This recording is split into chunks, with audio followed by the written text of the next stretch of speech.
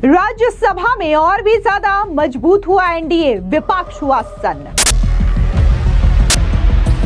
राज्यसभा में एक बार फिर बीजेपी ने पार किया 100 का आंकड़ा। 3 मनोनीत सांसदों ने थामा बीजेपी का दामन। उपराष्ट्रपति चुनाव से पहले बीजेपी को मिली बड़ी राहत।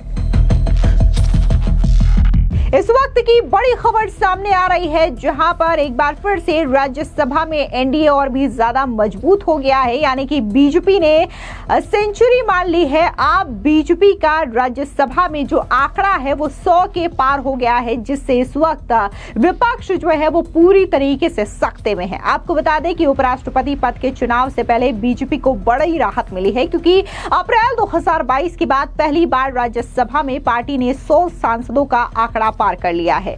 3 मनोनीत सदस्य भी इसमें शामिल हो गए हैं। चुनाव आयोग ने 9 सितंबर को उपराष्ट्रपति चुनाव कराने की घोषणा करी है। बता दें कि पिछले महीने राज्यसभा सांसद के रूप में शपथ लेने वाले वरिष्ठ वकील उज्जवल निकम, पूर्व विदेश सचिव हर्षवर्धन श्रृंखला और सामाजिक कार्यकर्ता सी सदानंदन मास्टर इस सप्ताह बीजेपी में शामिल हो गए हैं, जिससे पार्टी के सदस्यों की संख्या 102 हो गई है। आपको बता दें कि राज्यसभा में वर्तमान में 12 मनोनीत सदस्यों सहित 240 सांसद हैं और 5 सीटें अभी भी रिक्त है। साल 2022 में 13 राज्यसभा सीटों के लिए हुए चुनावों के बाद बीजेपी भारत के इतिहास में संसद के ऊपरी सदन में 100 से ज्यादा सांसदों वाली दूसरी पार्टी बन गई थी, जबकि कांग्रेस 1988 और 1990 के बीच में राज्यसभा में यह आंकड़ा छू पाई थी। 3 साल पहले बीजेपी सांसदों की संख्या 97 से बढ़कर के 101 हो गई थी।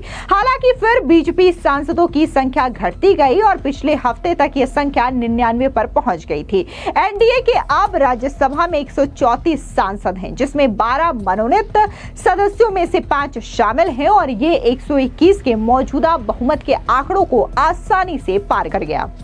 वैसे में सवाल उठता है कि आखिर वो 3 मनोनीत सांसद कौन हैं जिन्होंने बीजेपी में शामिल हो गए हैं। दरअसल आपको बता दें कि 26 से 11 मुंबई हमलों के लिए विशेष लोक अभियोजन नियुक्त होने और एकमात्र जीवित पकड़े गए आतंकवादी अजमल कसाब पर मुकदमे के मामले को लेकर के 72 वर्षीय उज्जवल निकम सुर्खियों में आए। उन्हें 2016 में पद्मश्री से सम्मानित किया गया था और उन्होंने पिछले साल बीजेपी के टिकट पर मुंबई उत्तर मध्य सीट से लोकसभा चुनाव भी लड़ा, लेकिन कांग्रेस की वर्षा गायकवाड़ से वो चुनाव हार गए थे। ऐसे में अब वो राज्यसभा पहुंचे, जहां पर अब वो बीजेपी में शामिल हो गए हैं। ऐसे में जब एक सांसद के तौर पर उन्होंने शपथ ग्रहण किया और पहला दिन उनका सांसद में कैसा रहा, इसको लेकर के क्या कुछ सांसद उज्जवल निकम ने कहा, सुनिए। मैं पहली बार इस संसद प्रांगण में आया हूं और जिस प्रकार की मैंने आज राज्यसभा में सौगंध ली, बड़ा तालियां का गजर हो गया, क्योंकि सभी सम्मानीय सदस्य मुझे मेरे नाम से, चेहरे से पहचानते थे।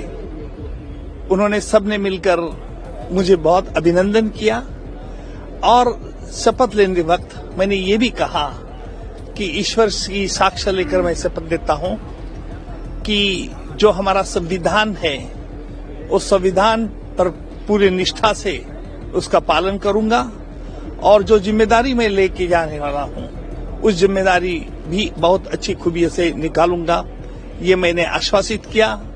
सभी राज्यसभा के सम्मानीय उपस्थित सभासदों ने मेरा हर्षभरित स्वागत किया और मुझे बधाई दी। इसके अलावा हर्षवर्धन श्रृंखला 2020 से अप्रैल 2022 तक विदेश सचिव रहे और 2023 में G20 शिखर सम्मेलन के मुख्य समन्वयक थे। उन्होंने अमेरिका में भारत के राजदूत और बांग्लादेश में उच्चायुक्त के रूप में भी काम किया है। इस दौरान जब उनसे ये सवाल किया गया ऑपरेशन सिंदूर को लेकर के, तो उन्होंने क्या कुछ कहा, सुनिए। जो दल के प्रति जो सरकार है वो तो ये मुद्दे देखेंगे जो ऑपोजिशन रेज करेंगे, उसके जवाब में रिस्पांस होगा उसका। तो उसमें जो हमने देखा है ऑपरेशन सिंदूर का, तो जरूर हम कह सकते हैं कि ऑपरेशन सिंदूर एक बड़ा सफल काउंटर टेररिज्म ऑपरेशन रहा और जो आतंकवादी हमला हुआ था पहलगाम में, उसका रिस्पांस लेकर हमारा बहुत ही मजबूत रिस्पांस हुआ था और उससे जो अंतर्राष्ट्रीय दिशा से भी दिखाई दिया। और मैं भी एक ऑल पार्टी डेलीगेशन के साथ गल्फ मिडल ईस्ट देशों में गया था, तो वहां पे काफी सीधा साधा मतलब साफ दिखाई दिया कि इनके तरफ से जो देखते हैं कि भारत का एक बहुत ही जबरदस्त पोजीशन था, और जो हम न्यू नॉर्मल कहते हैं आतंकवादियों के खिलाफ, वो नॉर्मल सभी ने मतलब अच्छी तरह अप्रिशिएट किया है। वो सोचते भी हैं कि भारत का ये जो पॉलिसी है इस बार बड़ा क्लियर पॉलिसी है, और हमने अंतर्राष्ट्रीय लेवल पे काफी मतलब सपोर्ट हमें मिला है कि ऐसे आतंकवादी हमले नहीं होना चाहिए, और दुनिया में आतंकवाद के खिलाफ एक बहुत ही स्ट्रांग कोalition होना चाहिए, जिससे सभी देशों का फायदा हो। तो मैं देखता हूं ये मुद्दा किसके साथ किसके लिए आपने वोट किया, ये मुद्दा नहीं है। मुद्दा ये है कि आपको वोट देना चाहिए या नहीं। अगर आप भारत के नागरिक नहीं है तो आपका कोई हक नहीं है कि इस देश में आपको वोट दे या चुनाव में आप दाखिल हों। वहीं दूसरी ओर सी सदानंदन मास्टर केरल के एक सामाजिक कार्यकर्ता और शिक्षक हैं। 1994 में उनके पैर काट दिए गए थे। उन्होंने दावा किया था कि यह हमला सीपीएम कार्यकर्ताओं द्वारा किया गया था, जो उनके बीजेपी में शामिल होने से नाराज थे। उन्होंने साल 2016 में बीजेपी के टिकट पर केरल में विधानसभा चुनाव लड़ा था, लेकिन वहां से वो हार गए थे। आपको बता दें कि इन तीनों के अलावा भारतीय ऐतिहासिक अनुसंधान परिषद की सदस्य रही इतिहासकार मीनाक्षी जैन को भी राज्यसभा के लिए मनोनीत किया गया।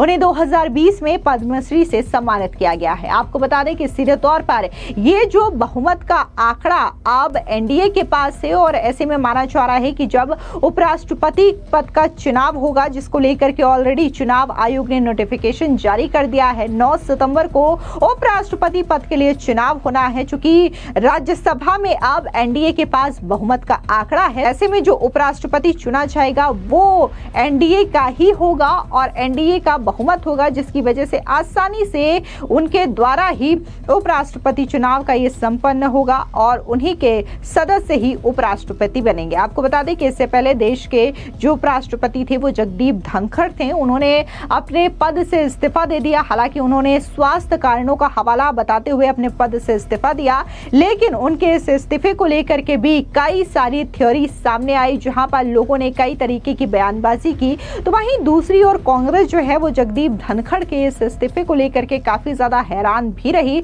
और इस इस्तीफे को लेकर के उन्होंने कई सारे सवाल भी उठाए थे। फिलहाल इस पूरी खबर पर आपकी क्या राय है, कमेंट सेक्शन में जरूर बताएं। धन्यवाद।